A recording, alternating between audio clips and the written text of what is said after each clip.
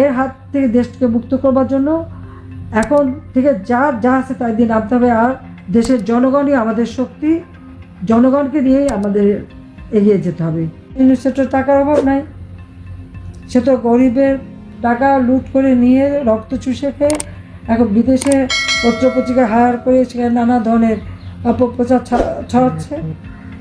আর যত হত্যাকাণ্ড খুন করে সব দোষ আওয়ামী লীগের। পুলিশ মারে, এটা তো তাদের সমন্বয়ক আসিফ নিজেই বলেছে পুলিশ হত্যা করেছে। বিএনপি নেতা বলেছে সে পুলিশকে মেরেছে, এমনকি ইসলামী আন্দোলনের নেতাও বলেন উনিও পুলিশকে মেরেছেন। কিন্তু মামলাগুলি সব আওয়ামী লীগের বিরুদ্ধে, সব মামলা আওয়ামী লীগের বিরুদ্ধে, আওয়ামী লীগের কেউ বাদ নাই।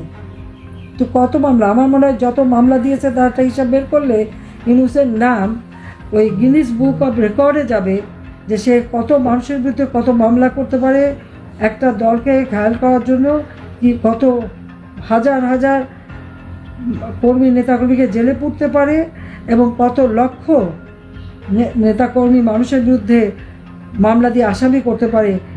এই রেকর্ড সে কিন্তু ভঙ্গ করবে এবং গিনিস বুক অফ রেকর্ডে নিশ্চয়ই তার নাম চলে আসবে। আর যদি মানুষ হত্যা, জেল জুলুম, অত্যাচার, নির্যাতন, দুর্নীতি এবং গরিবের রক্ত চুষে খাওয়া, এই ব্যাপারে যদি তার রেকর্ড দেখা হয় তাহলে সে আর একটা নোবেল প্রাইজ পেতে পারে। তবে সেই নোবেল প্রাইজের নামটা দিতে হবে অশান্তির নোবেল প্রাইজ, কারণ অশান্তির সৃষ্টিতে ইউনূস এখন চ্যাম্পিয়ন সারা বিশ্বে, এবং বিশ্ব নেতারা কিন্তু তা জানে, এটা বোঝে যে সে দেশ চালাতে ব্যর্থ, দেশ চালাবার মতো তার ক্ষমতা নেই। সেই জন্য এখন সে অনেক টাকা পয়সা খরচ করে একজনকে নিয়ে আসেন আর তাদেরকে দিয়ে অন্যের কাছে ধর্ণা দেওয়ায় যে ইউনূসকে সমর্থন দিতে হবে। এখানে অনেক হাই কমিশনার আছে, অ্যাম্বাসাডার, তাদেরকে দিয়েও রিকোয়েস্ট করে ইউনূসকে সমর্থন দিতে হবে।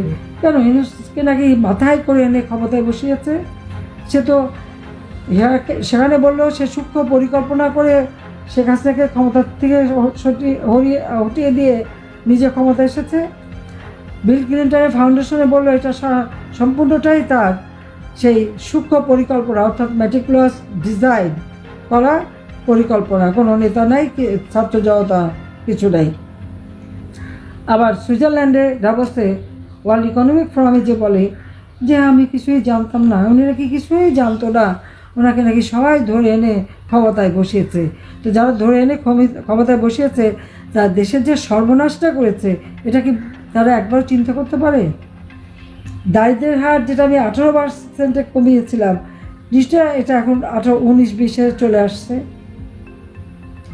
আমি 26.88 বিলিয়ন রিজার্ভ রেখে এসেছিলাম। ইনফ্লেশন আমার 9%-এর মধ্যে ধরা ছিল, সেখানে 11%, 14% পর্যন্ত ইনফ্লেশন তুলেছে, দারিদ্রের হার বাড়িয়ে দিয়েছে। তো কোন উপকারটা করলো বা দেশের মানুষের? আজকে চাল, ডাল, তেল, লবণ প্রত্যেকটা জিনিসের দাম বেড়েছে। আমাদের শীতকালে এই সময় তো সাধারণত জিনিসের দাম বাড়ার কথা না, কিন্তু তারপরেও সব জিনিসের দাম বেড়েছে। আবার পরে জিনিসের দাম নাকি কমিয়ে দিয়েছে। কমানোটা কি?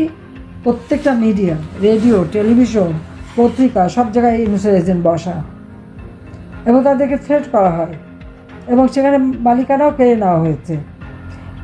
বাজারে যে টেলিভিশন নিয়ে যাবে আগেই বলে দেয় দাম কমিয়ে দিতে, যদি কমিয়ে না বলে তো ওই দোকানও থাকবে না, লুটপাট করবে, আর টেলিভিশনও থাকবে না, জ্বালিয়ে দেবে। তখন তারা কম করে দাম বলতে বাধ্য হয়। কিন্তু প্রকৃত দাম পাওয়া যায় যখন ক্রেতারা নিজেরা কেনে, তাদের পকেটটা যে খালি হয় সেটা তা বোঝে। আজকে দিনমজুরের আয় রোজগার নাই, আজকে সাধারণ খেটে খাওয়া মানুষের আয় রোজগার নাই, ব্যবসা বাণিজ্য নাই, একটার পর একটা শিল্প কলকারখানা বন্ধ। এ পর্যন্ত প্রায় 150-র উপর গার্মেন্টস বন্ধ হয়ে গেছে, ইন্ডাস্ট্রি বন্ধ হয়ে গেছে, শ্রমিকরা বেকার হয়ে মানবিত জীবনযাপন করছে। আজকে কৃষকরা সেচ পায় না, সমস্ত জমি চাষ করতে পারতেছে না, কি বিদ্যুৎ নাই। আমি তো প্রত্যেক ঘরে ঘরে বিদ্যুৎ দিয়ে এসেছি, বিদ্যুতের তো কোনো কমতি ছিল না। 28,000 মেগাওয়াটের মতো বিদ্যুৎ উৎপাদনের সক্ষমতা আমরা অর্জন করেছি। আমাদের যেটা চাহিদা হতো 16,000 মেগাওয়াট, 17,000 মেগাওয়াট, আমরা তা উৎপাদন করতাম। এখন হচ্ছে না কেন?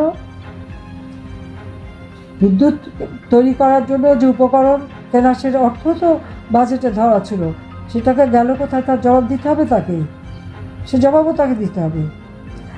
একদিকে দেশটাকে লুটে খাচ্ছে, আরেকদিকে খুন করছে, আর সব জায়গায় আওয়ামী লীগের দোষ। আওয়ামী লীগের দোষটা কিসের? আওয়ামী লীগের আমলে এই দেশের মানুষ দারিদ্র্যমুক্ত হয়েছে।